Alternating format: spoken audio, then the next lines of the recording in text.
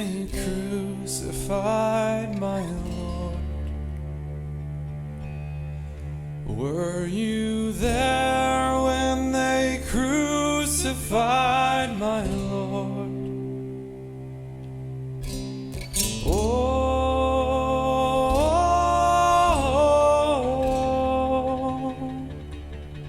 sometimes it causes me to tremble, tremble, tremble. Were you there when they crucified my Lord?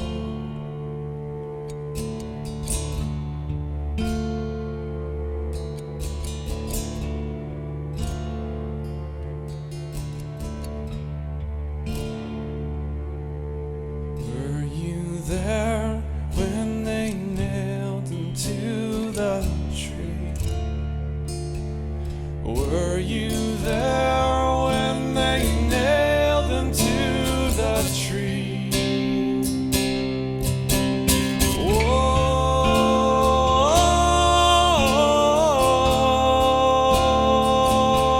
sometimes it causes me to tremble, tremble, tremble. Were you there when they nailed him to the tree?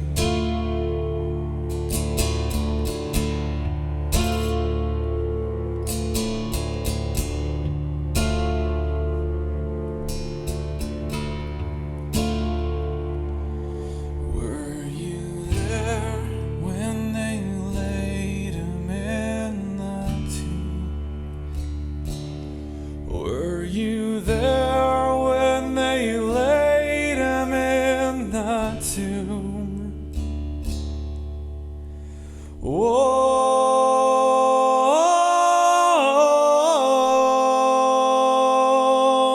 sometimes it causes me to tremble, tremble, tremble. Were you there when they laid him in the tomb? To be perfectly honest, I thought he'd run for it the moment he saw us, make himself scarce before it was too late. He must have seen us coming, heard us at any rate, what with the noise we made marching into the garden.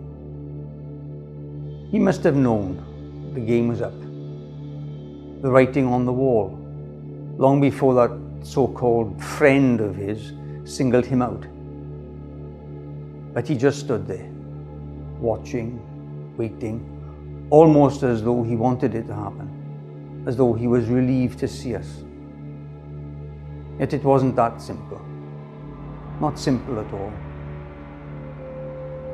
In fact, even now, years later, it's still a mystery, a puzzle I'm trying constantly to unravel. You see, in some ways, he was just a man, that Jesus, like you or me, with all the emotions you'd expect to see. Fear, despair, hurt. Yet there was more. Feelings that I hadn't expected to see. Emotions that made no sense. Peace, assurance, expectation. He looked at that snake Judas, and there wasn't hate in his eyes, such as I would have felt. There was love. He looked at us, and there wasn't that usual mixture of resentment and contempt. There was understanding, forgiveness, even pity. And when one of his followers tried to make a fight of it, whipping out his sword and hacking off one of my men's ears, he didn't laugh or gloat. He reached out and healed the fellow, right before our very eyes. I wish we could have more like him, I can tell you. a welcome change from the usual rabble we have to deal with. To be honest, I couldn't make out why we were arresting him. He seemed harmless enough, likeable, in fact. Not at all the villain they made him out to be. But orders are orders. I was just doing my job, that's all. And I suppose he must have done something to deserve his fate. So we marched him away. Off to Caiaphas, off to Herod, off to Pilate, off to the cross. He could have run for it, I'm sure of that. And when I saw what they did to him, I almost wished he had. Yet he didn't run, and I don't think he ever would have. For looking back, it still seems to me, strange though it may seem, that it wasn't us in the garden coming for him, but he who was waiting for us.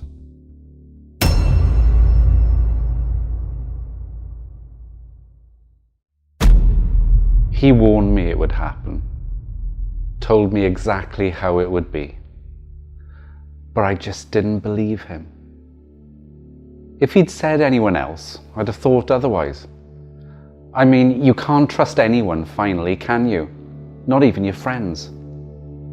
And to be honest, I'd expected a few of them to cave in when the pressure was on. But me, I felt I was different.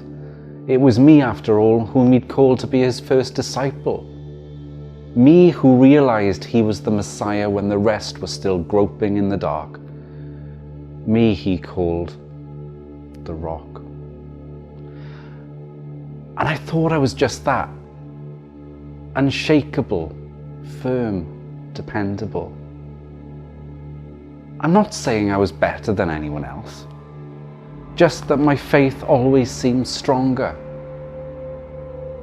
So I told him, confidently, proudly, "Though all else fail you, I will not, Lord.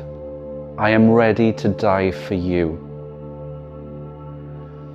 God, how those words haunt me now. How stupid they make me feel.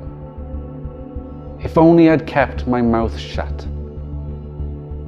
If only I hadn't been so full of myself. If only I'd had more courage. We all failed him. All of us in our own way. They look at me and say, he denied him. They talk of Judas and say, he betrayed him. They point at the others and say, they abandoned him. Well, let them judge if they want to. Let them imagine they're a cut above the rest. I've learned the hard way that I'm not.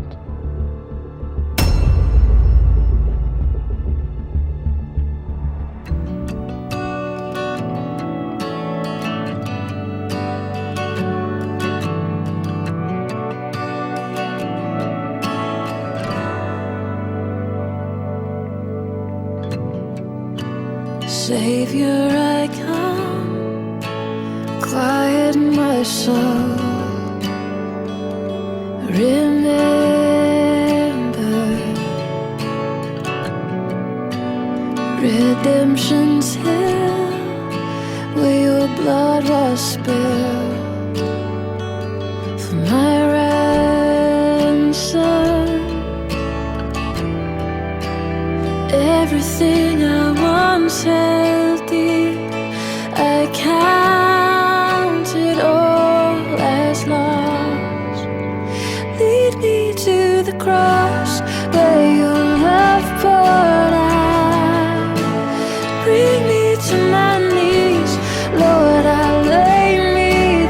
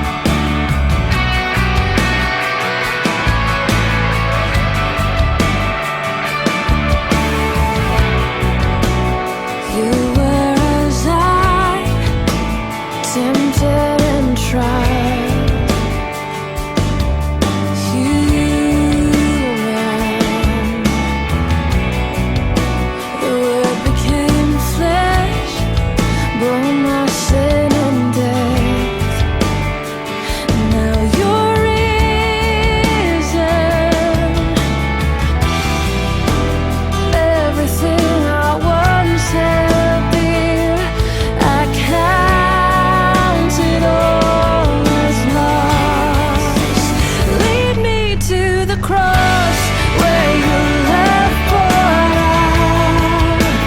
Bring me to my knees, Lord, I lay me down. Rid me of myself, I belong to you. Oh, lead me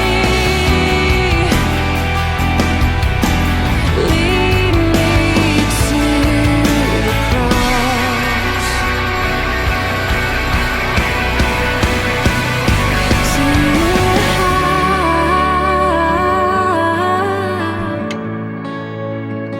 To your heart, lead me to your heart, lead me to your heart,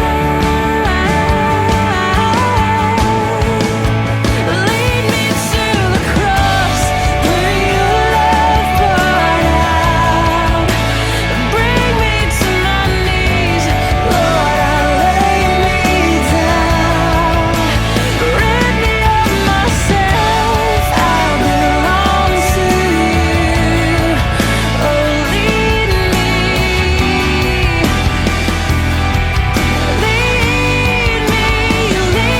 to the cross where your love poured out.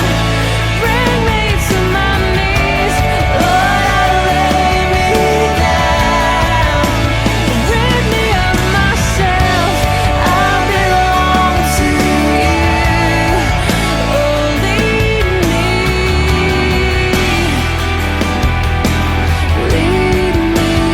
to the cross.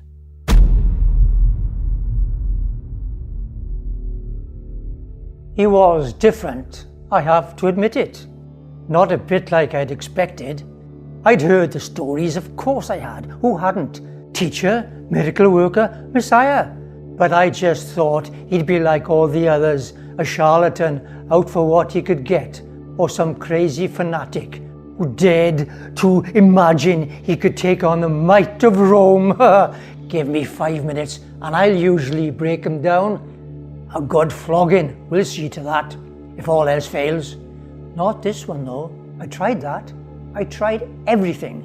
We gave him the full works, and still he just stood there looking at me as if I were the one on trial and as if he was the one in charge.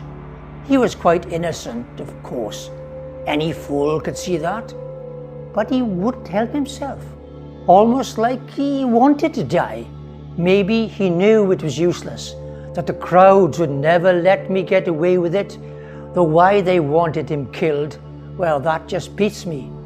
I had no choice. That's what I keep telling myself. It was my duty. And anyway, it was for them, not me, who had the last word. Yet I couldn't help thinking I should have done more. I'm feeling guilty.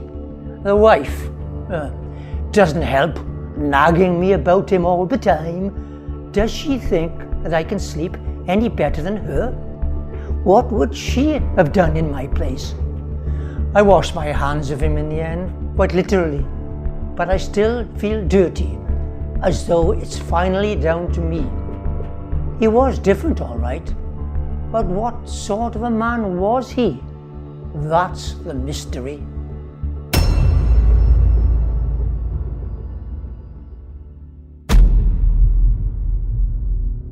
What got into us that day? Can you make any sense of it? I look back now incredulous, unable to believe we could have been so false, so fickle. One day protesting our undying loyalty, and the next baying for his blood like a pack of wolves.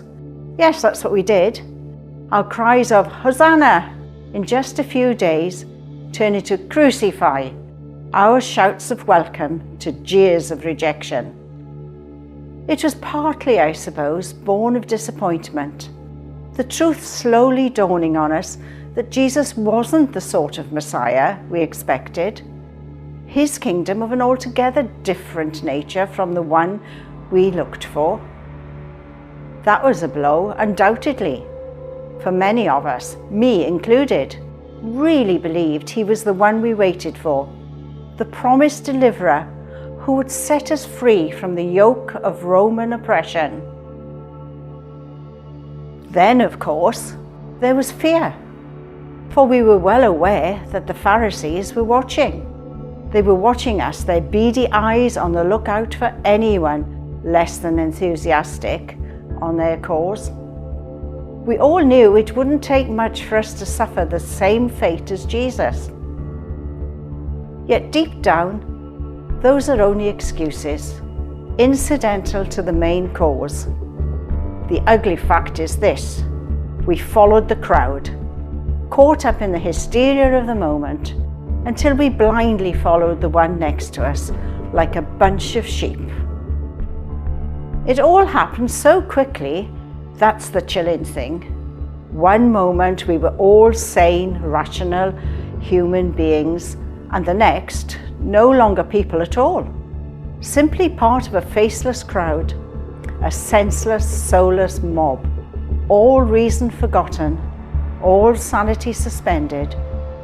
I thought I was different, able to think for myself, make my own decisions, resist the pressure to compromise. But I learned the hard way that I wasn't. I caught a glimpse of the person I really am, and I'm still struggling to take it in. Do you know what bothers me most, though? It's how Jesus must have felt as he stood there listening to our shouts, and the truth dawned on him that he was wasting his life on people like us. It must have all but finished him. The only surprise is he didn't realize it sooner, for he saw everything else so clearly. But he couldn't have done, or he'd have called a halt somewhere. It stands to reason. Yes, I know he was special, no question about it. But no one in their right mind would have gone to their death for us. Had they seen us that day? Had they witnessed what we were really like? Not even Jesus would do that, surely.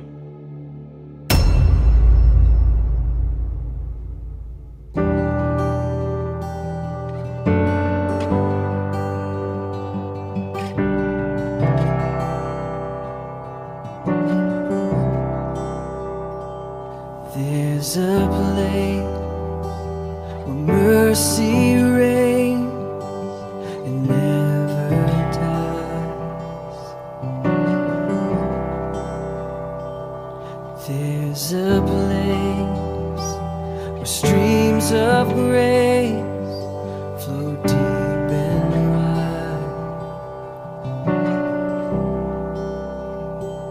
where all the love ever found comes like a flood, comes flowing down.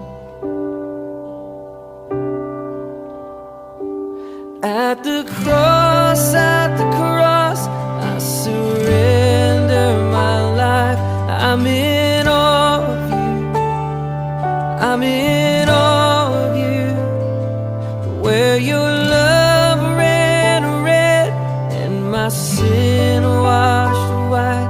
I owe all to you, I owe all to you, Jesus.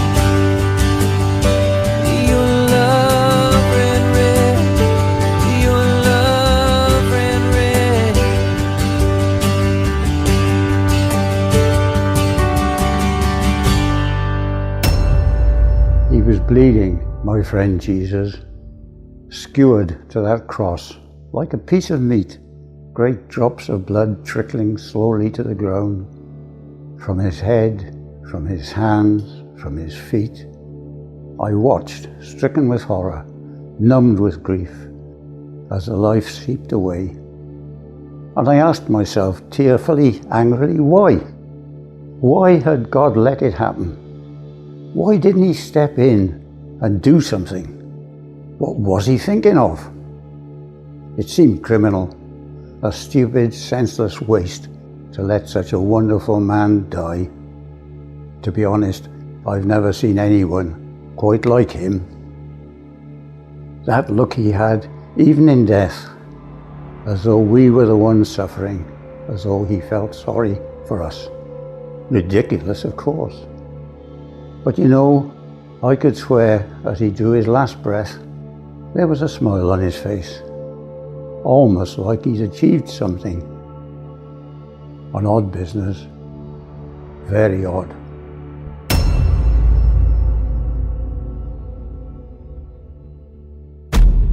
He was thinking of me, even then.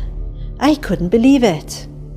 Despite everything he was going through, the awful stomach-churning agony which seemed to pierce my very soul, he was concerned more about my welfare than his. Yet I shouldn't have been surprised. It was so like Jesus, the way he'd been from a boy, always putting others before himself. I dare to hope that just this once it would be different, that for the first time in his life he'd look after number one. Why not? Would it have been so wrong? He'd given enough already, hadn't he?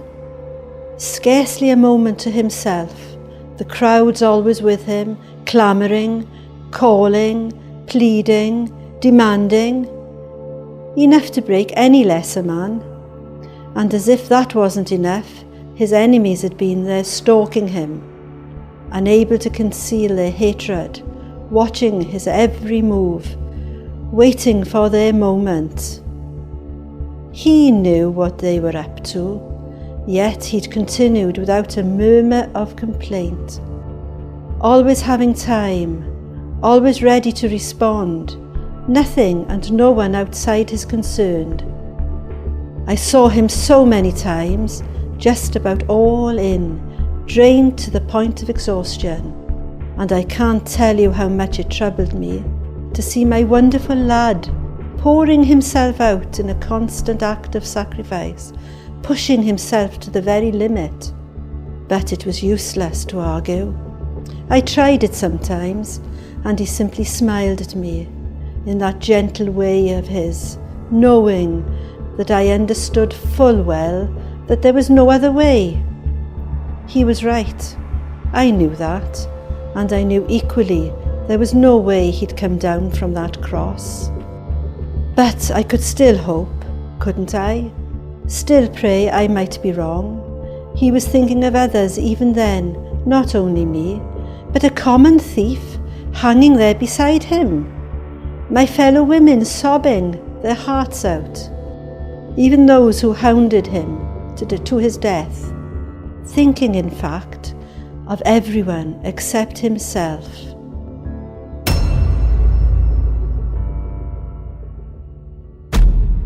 I never thought that my tomb would be used until I died. But we knew that we'd have to do something before the Sabbath. Time was pressing on. We were going to move him to another tomb later. It wasn't until much later that I realised that the prophet Isaiah's words had been fulfilled. They gave him a grave among the rich. I was a bit taken aback that Pilate agreed that Nicodemus and I could take Jesus' body. It was almost as though he wanted him out of the way, gone from sight. I could see that even so, they were worried. Why else seal the tomb and put a guard on it? probably thought the disciples would take him away. I did what I could. So did Nicodemus. The deed is done. They've killed Jesus. And Christ's wounds continue to sting in Mary's heart. As one sorrow envelops both mother and child, the sorrowing mother and her son, the scene cries out to us. We almost seem to feel compassion for God, and yet, once again, it is God who feels compassion for us. Our pain is no longer hopeless, nor will it ever be hopeless again. For God has come to suffer with us, and with God, can we ever be hopeless? The Savior alone carried the cross for all of my dear. He paid the cost. Salvation complete. Now forever I'm free. Calvary covers it all. Calvary covers it all. My sin and shame don't count anymore. All praise to the one who has ransomed my soul. Calvary covers it all. No power on earth, not even the grave, can separate us from mercy and grace. He is faithful to save, oh, his blood never fails. Calvary covers it all. Calvary covers it all. My sin and shame don't count anymore. All praise to the one who has ransomed my soul. Calvary covers it all.